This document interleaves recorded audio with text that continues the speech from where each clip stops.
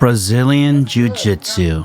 To outsiders looking in, it looks like animals trapped in a cage. Why the hell would anyone choose that? But step closer. They're wrestling something real. Who am I? Fighting to matter, feeling invisible, unseen.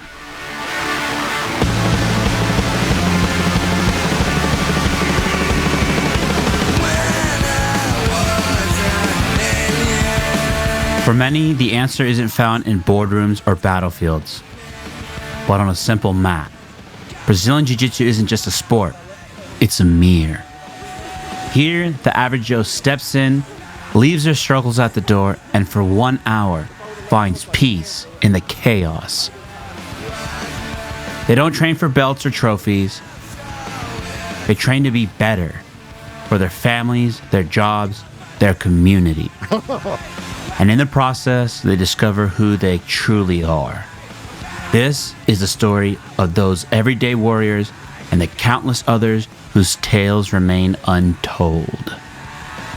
It's difficult to explain to somebody who's never done this sport, who's never put in this type of work, who's gone through injuries, who has their day-to-day lives with kids and family and work, why we do this.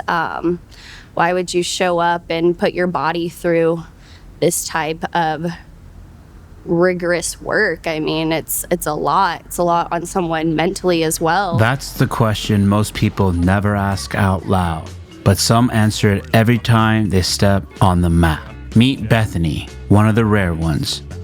Not many women walk into the sport and stay, balancing kids, home, the daily chaos, while putting their body and mind through the fire. But she does. Watch her. Purple belt against a brown belt. Odds stacked high. No easy path. She walks to the cage like it's her battlefield, steps in and fights.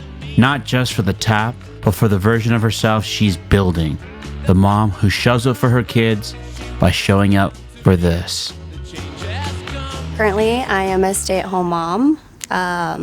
Spent the last 6 years working at a tax law firm as a case manager, and decided to take some time off and just, gather my thoughts, figure out what exactly it is I want to do, and spend a lot of time with my kids. As a purple belt under my coach, I hold a very high standard of discipline. I've showed a lot of consistency in my training.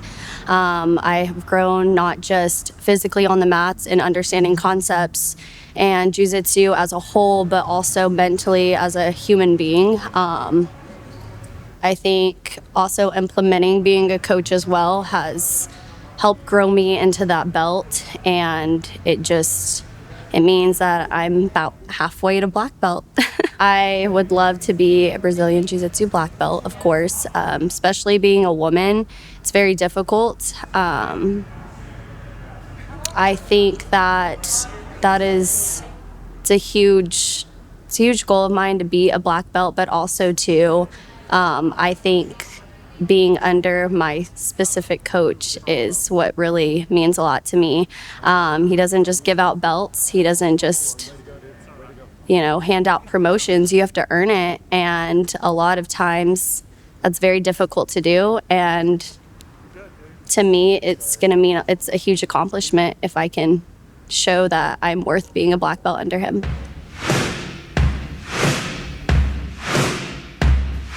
Now everybody, have you heard? If you're in the game, well, then the stroke's the word. Don't take no rhythm, don't take no style. Got a thirst for killing, grab your body. Woo!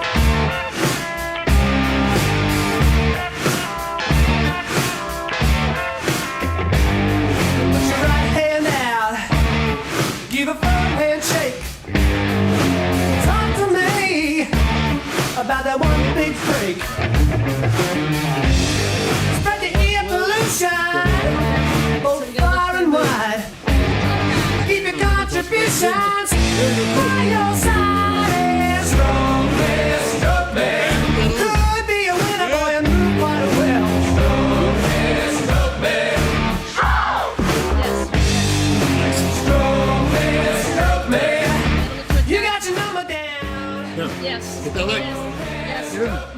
Yes. Yes.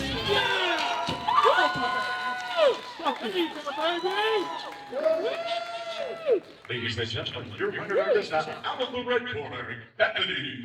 Grace. What's the emotion when you finally feel that tap that you It's like everything that you worked hard for and you prepared for going in as an underdog. It's like finally it pays off. All the hard work pays off. People who underestimate you, people who think that this was just going to be an easy match with that sort of a weight difference, taking on a less trained opponent, somebody who's not a high level as you are, and somebody who's smaller than you. Of course, you're going in thinking that you've got this. And then when I came up on top, it was just like, I did it. Tapped a brown belt, and to me, that's a huge accomplishment. So yeah, I feel good. Proud of myself. That's what the unseen grind looks like when it finally pays off. All those quiet hours, all that doubt, all that work, unseen, answered. But some of the biggest wins happen without a crowd, without a trophy. They happen right here, in the quiet during class. Meet Jeff. Legally blind from Stuttgart since he was a kid, bullied, underestimated, turned into a chew toy on these mats because he literally couldn't see the attacks coming. And right now, Coach Bill is reminding everyone exactly who they're rolling with. What'd I say about no excuses? I don't know if you guys know this. He can't even drive because he's so goddamn blind. Literally blind, legally blind, right? Mm-hmm. Yep. Never had a driver's license. Never had a driver's license. And I've known you for how long? Huh? Yeah. You guys might not know this. Me and Hijazi got our blue belts together. Mm-hmm. That's how long Hijazi's been doing this. I'm just way better than him because I can see. That's the only reason. Many other reasons. But again, zero excuses. Not one time that I've known you, I don't think you've ever talked about being blind other than make fun of yourself, right? Mm-hmm. Yeah, yeah. And everybody's always like, Hijazi, come on, Hijazi. Everybody wants to fucking mess him up all the time because he can't see. And he's like, all right, never says no. I'd say no a bunch if I was him. I'm just letting you guys know. He's not a chew toy. He's not. Remember that. You keep doing what you're doing. Yes, sir. You're a great teammate too. Thank you, brother. Yeah. Without getting too much into the weeds, I have a condition called Stargardt's. It's basically a form of juvenile macular degeneration. So basically I have no good center vision. It's just blurry as hell. I grew up playing a lot of basketball, and when I was younger, my vision was better. So I can actually run around on a court and play with people and see the ball and everything. But as I got older, I couldn't really do that. And jiu-jitsu has been something that has filled that gap. Interesting thing, I've talked about how jiu-jitsu has been such a awesome physical release and outlet. But one thing, because of my vision, growing up since I was born with this, it absolutely affected my confidence growing up. So much so when people, especially kids, are brutal, it was always a weakness to me. People would try to make fun of it, and I would just always feel like it would just crush my confidence when people try to expose, oh, you're fucking blind or whatever. But since I've been doing jiu-jitsu, I've always taken this, I want to hide it. I don't want to have any kind of like accommodations if I don't have to. I want to be treated just like everyone else. And through jiu-jitsu, like doing jiu-jitsu, not complaining at all, and then just being able to come in there and grind with everybody and not be looked at any differently, it has just helped my confidence skyrocket tremendously. Jeff didn't just rebuild his confidence on these mats. He rebuilt who he was. Legally blind since birth, bullied for years, kids tearing him down, calling him fucking blind, exposing what he saw as his biggest weakness. He could have stayed hidden. He could have asked for special treatment. Instead, he kept showing up.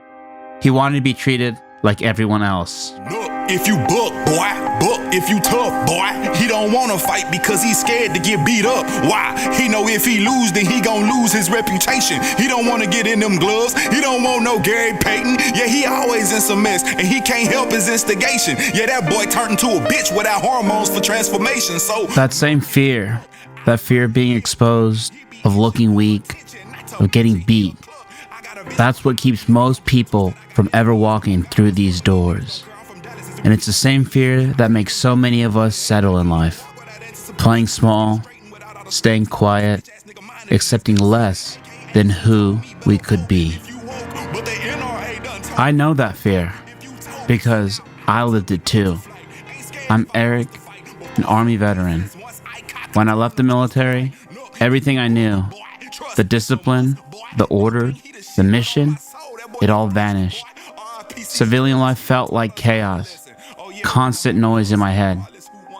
Nothing else could touch it. But on these mats, for 1 hour, mind, body, and spirit finally lined up again, and something inside of me started to heal. Yeah. Okay. So coming from the military and having a background of, like you were saying, a lot of just discipline. There's literally a procedure for everything that we do. Almost down to cleaning any weapon or just even or how we wear uniform and stuff. So coming into this Brazilian Jiu Jitsu world, it filled that gap that I had. Where when I came into civilian world, I felt like there was no order. Everything was just chaos. And when I come in here, one of the things that helps me with kind of like what's been helping with my mental health is coming into Brazilian Jiu Jitsu and having somebody kind of tell me like, hey, in this situation, it's like kind of like computer programming. It's this thing where it's like, if this, then that. And so, that's kind of something that's really helped me and that I really love about this, because before that, I was doing weightlifting and stuff, and weightlifting, I feel like it's just show up and push weight. It doesn't really stimulate the mind. It doesn't really. Even if you have issues, you can go to the gym and easily push weight and still think about those problems. Where here, for an hour, like this, takes everything. It takes the mind, the body, the spirit, all of that to focus in on what it is that you're doing. Like if you're not using all three of those things, then you're not going to be able to accomplish your mission during the rounds.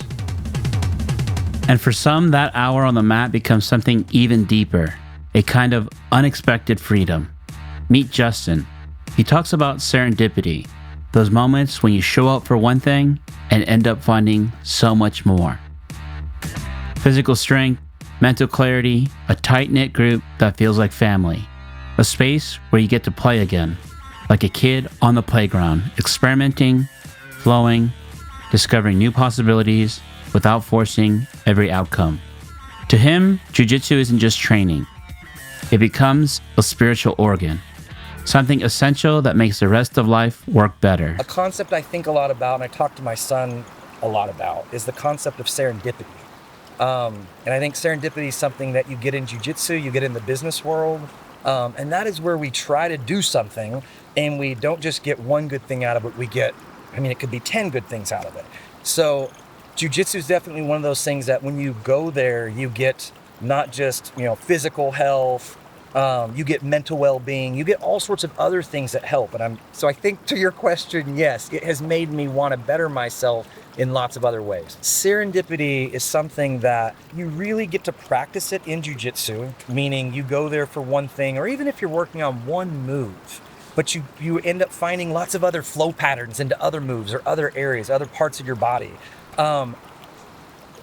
Because you are kind of forced on the mat. Like you don't have any other choice. You're sitting there, you gotta do this. Like you've made the decision, I'm gonna show up. You get on the mat, you gotta do it.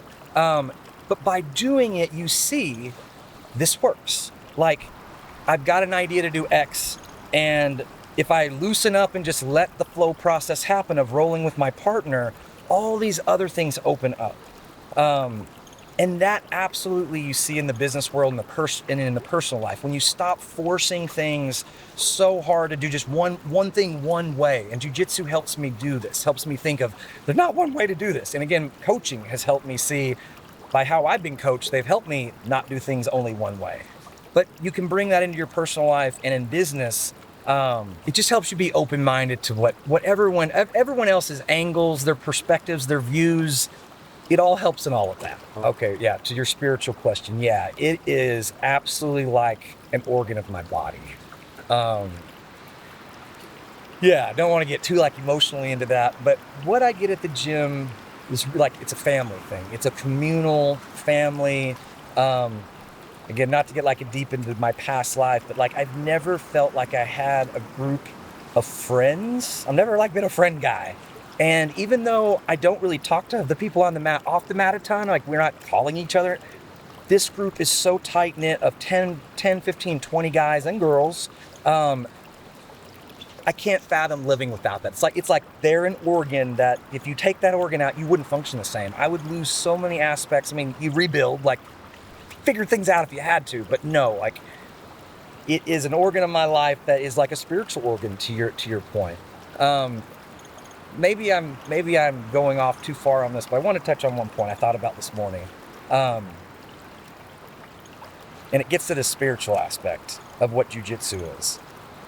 My whole life I've been looking for how to capture this one concept, and I'll simplify it to just playtime.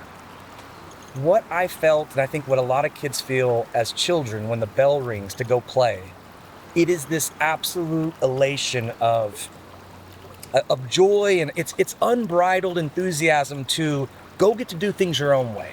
There are a little bit of rules of don't go outside the playground, but outside of that, you make up all your own rules.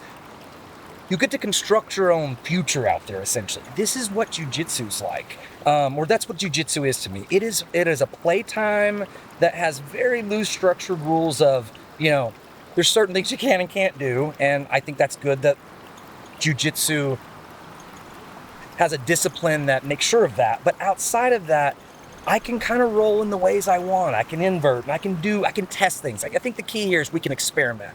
On the playground, we think kids are not smart. Kids are brilliant. Kids are playing, they're thinking, they're constructing. We forget to do that as adults, and jiu-jitsu helps us find that.